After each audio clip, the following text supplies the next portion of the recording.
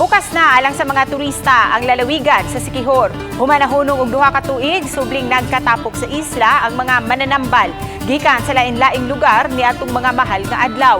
Kini alang sa ilang giatangan nga folk healing festival. Ang mga mananambal nangalap o nanguha og mga nagkadiiyang sangkap o sagol aron adlipon og lutuon. Gikuha nila kini gikan sa kalasangan, minteryo, simbahan, ilawom sa dagat ug sa mga langob.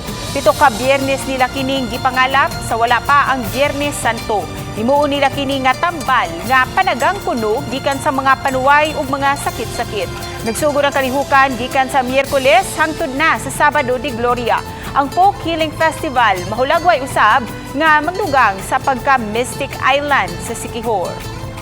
Nagpasalamat ko nga nawala ang lockdown, nakaanhiya mo ang mga bisita. Nga salamat kayo sa pag-anhi sa mga bisita nga nakakuha sa among tambal.